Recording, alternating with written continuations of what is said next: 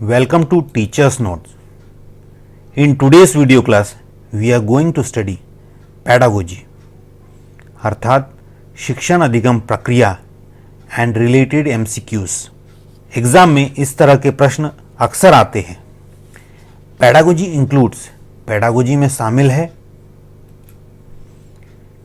Teaching and learning, शिक्षण और अधिगम, टीचर एंड स्टूडेंट, शिक्षक और छात्र,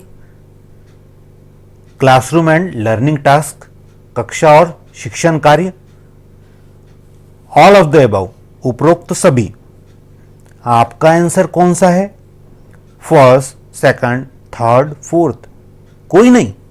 ओके, तो अब हम इसका विश्लेषण करेंगे.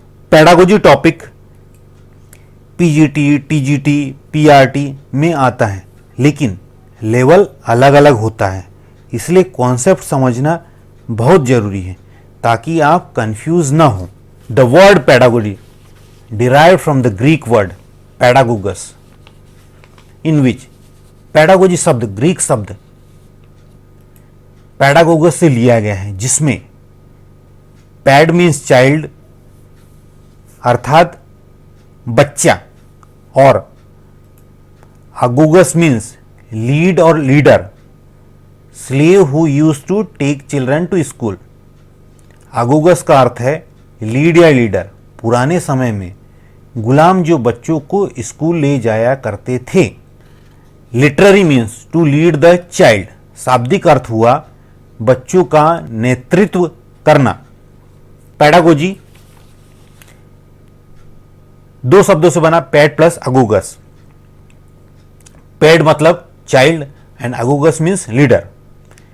चाइल्ड का काम क्या होता है कि कुछ सीखे, to learn something, and leader का काम होता है टू लीड और टू टीच.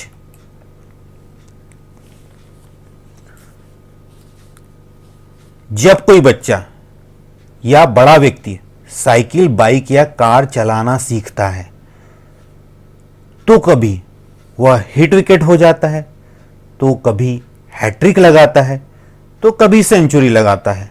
अर्थात कई बार गिरता है, कभी वह साइकिल के ऊपर, कभी साइकिल उसके ऊपर, और फिर एक दिन हाथ छोड़कर गाड़ी चलाने योग्य बन जाता है.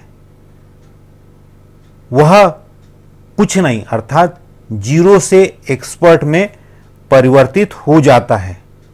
यही लर्निंग है या फिर अधिगम है, और this is change in behaviour.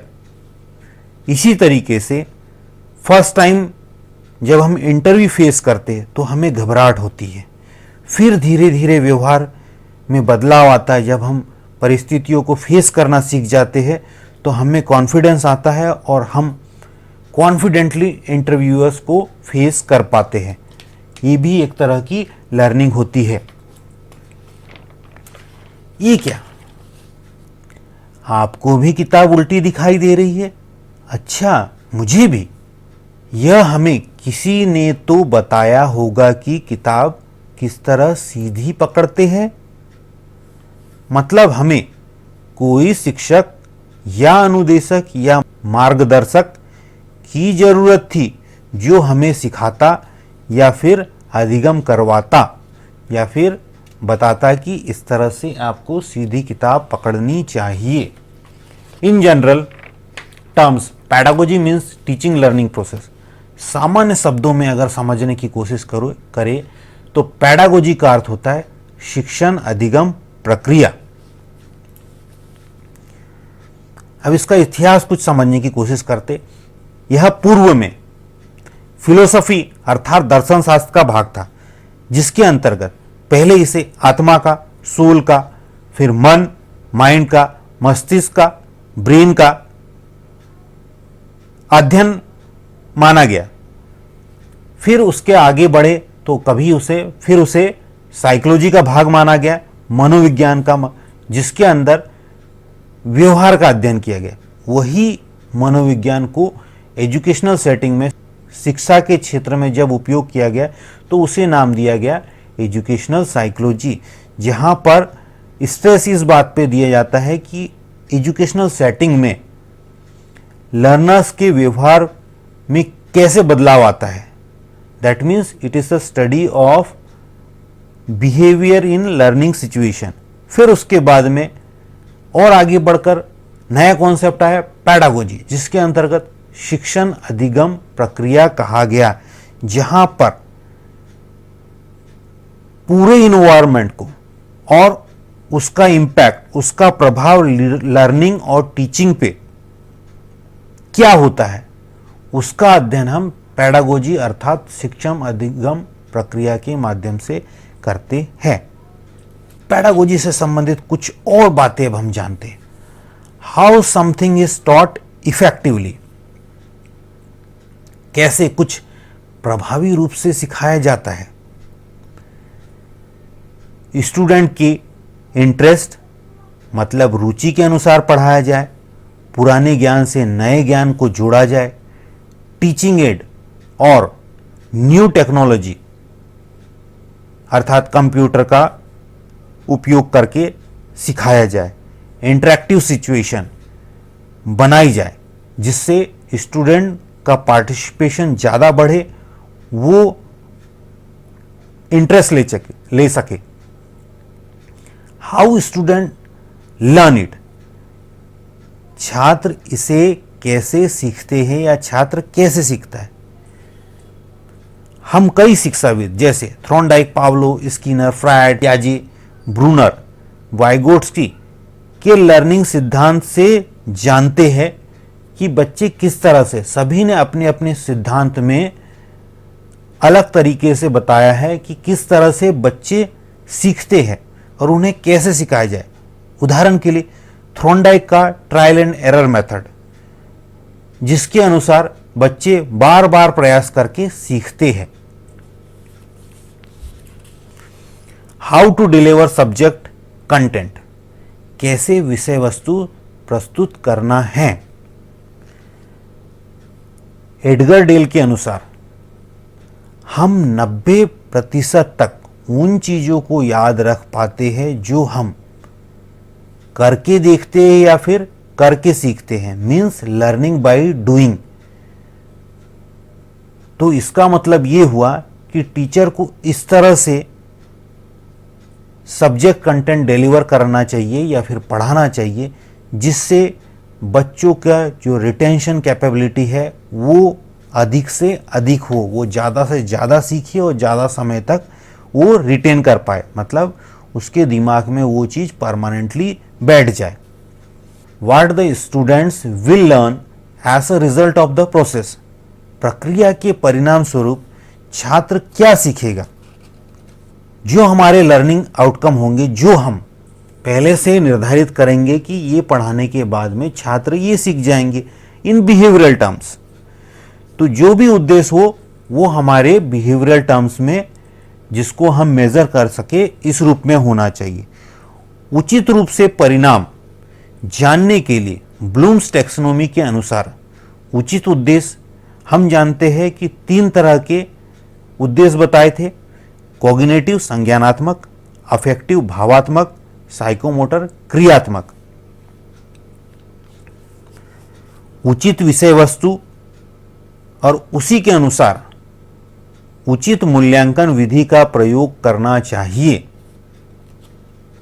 तभी हम अच्छे से जान पाएंगे कि जो हमारे उद्देश्य थे उसी के अनुसार प्रेजेंटेशन या टीचिंग हुई और किस लेवल तक हम जो हमारे ऑब्जेक्टिव्स थे उनको अचीव कर पाए, प्राप्त कर पाए। पैडागोजी, अब हम ओवरऑल डेफिनेशन देखते हैं। Pedagogy refers to the interaction between teachers, students and the learning environment and the learning task. मैं इसे हिंदी में पढ़ता हूं।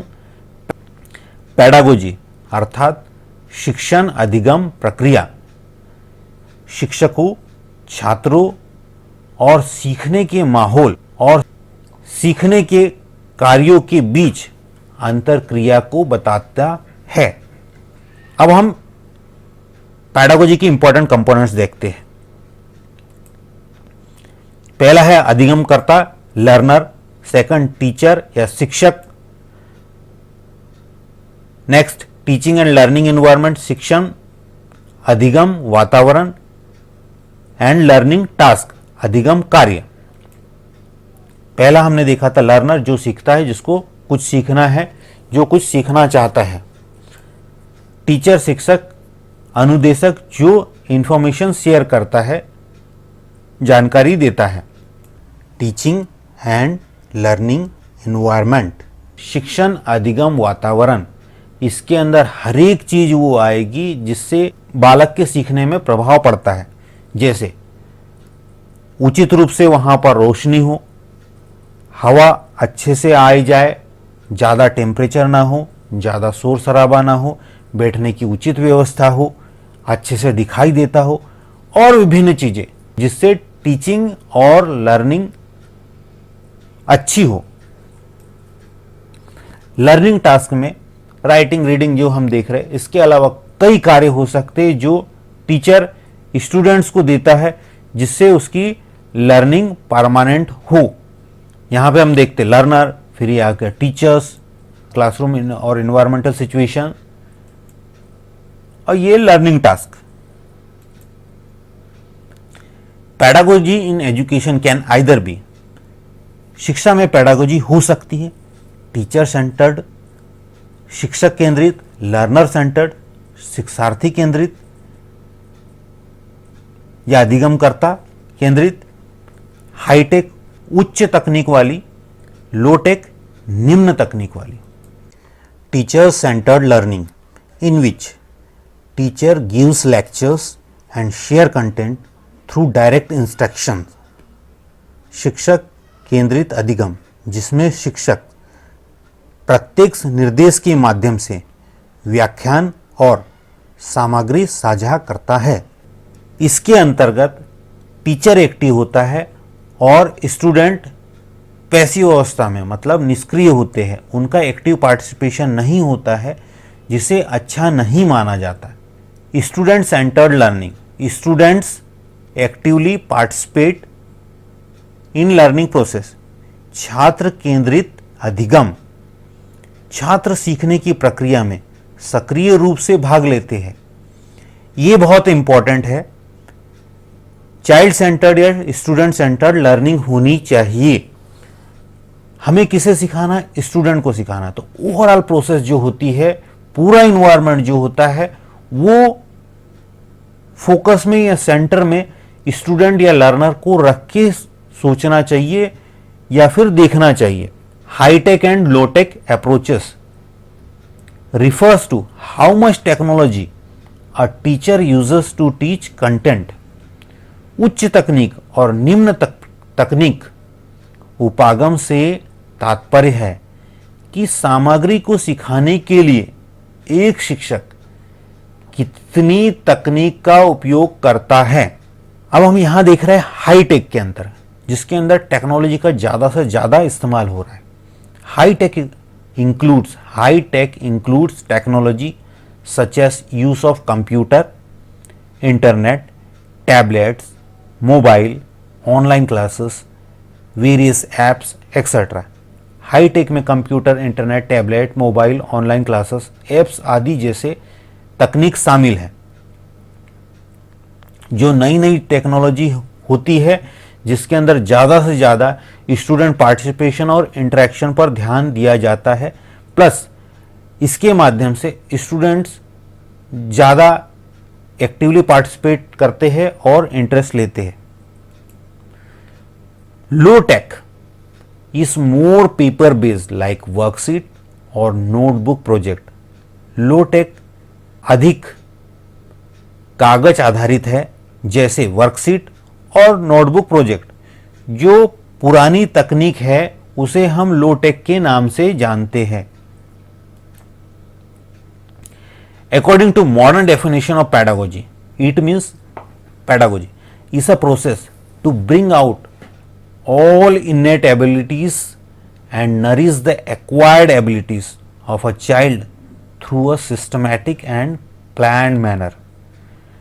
पेडागोजी की आधुनिक परिभाषा के अनुसार सभी जन्मजात क्षमताओं को बाहर लाने, एक व्यवस्थित और योजनाबद्ध तरीके से एक बच्चे की अर्जित क्षमताओं को पोषण देने के लिए यह एक प्रक्रिया है। इन्नेट एबिलिटीज का मतलब होता है कि जो जन्म से ही बच्चे के साथ में होते हैं। कुछ बच्चे प्रतिभाशाली होते हैं, मतलब उनका आईक्यू बहुत अच्छा होता है, कुछ क्रिएटिव होते, लेकिन कुछ डल होते हैं। ये उनकी इन्नेट एबिलिटीज होती है। तो अगर कोई बच्चा गिफ्टेड है, उसका आईक्यू बहुत अच्छा है, तो उसी के अनुरूप उसको हमें या टीचर्स को या स्कूलों को वातावरण देना चाहिए, ताकि जो उसकी एबिलिटी पहले से इन्नेट है प्लस हम अच्छा माहौल देकर जो वो एक्वायर करेगा, ये पूर्ण ग्रुप, इन दोनों का मिश्रण उसका लर्निंग होगा या फिर ऑप्टिमम लर्निंग होगी। अब हम इससे बेस्ड कुछ एमसीक्यूज देखते हैं। Pedagogy is the study of, शिक्षा शास्त्र या फिर पैडागोजी का अध्ययन है फर्स्ट क्लासरूम, कक्षा, सेकंड स्टूडेंट्स या छात्र, थर्ड लर्निंग प्रोसेस, सीखने की प्रक्रिया, या फिर D teaching and learning process, शिक्षण और सीखने की प्रक्रिया। इसका आंसर है D teaching and learning process.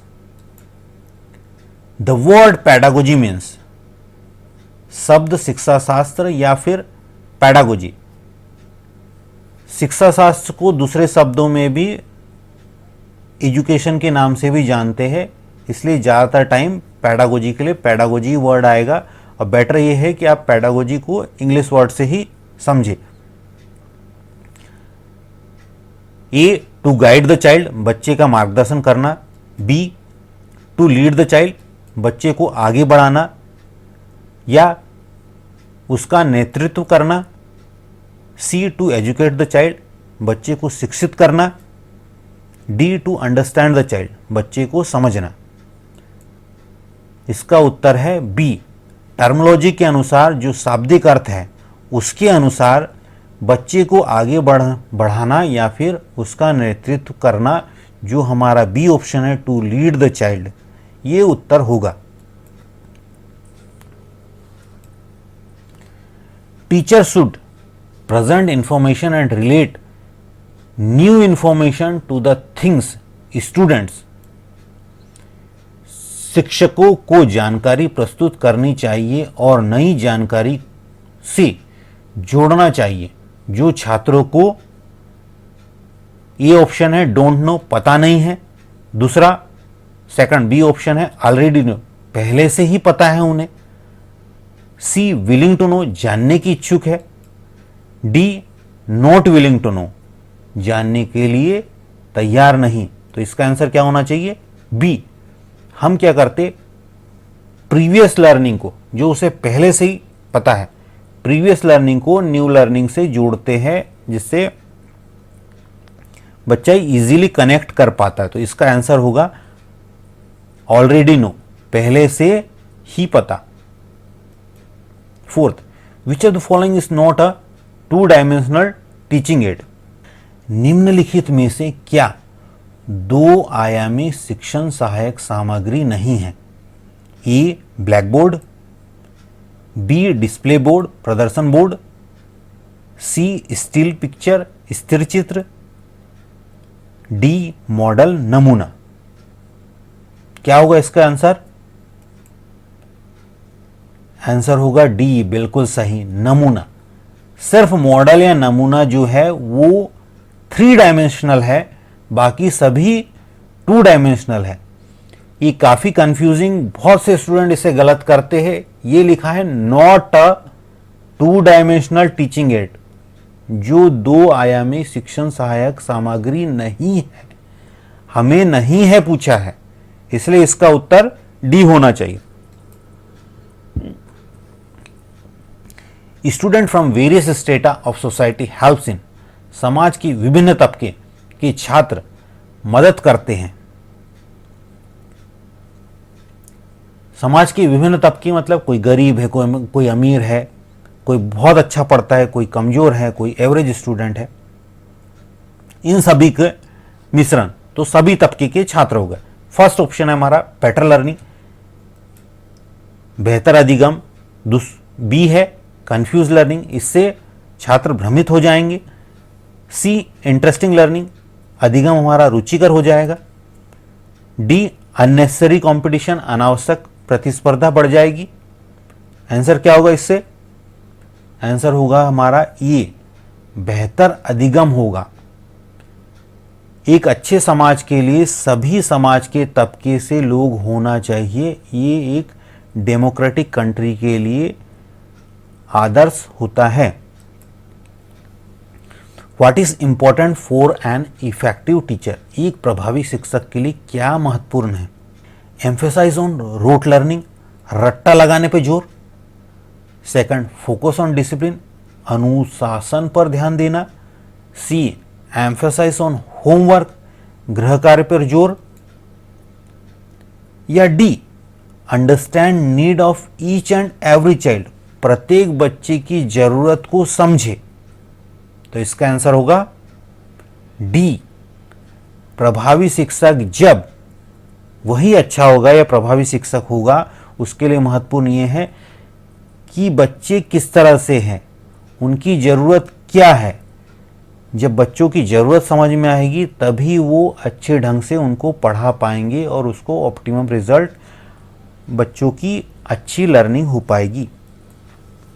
In order to create a learning environment which one is least necessary, सीखने का माहौल बनाने के लिए सबसे कम आवश्यक है।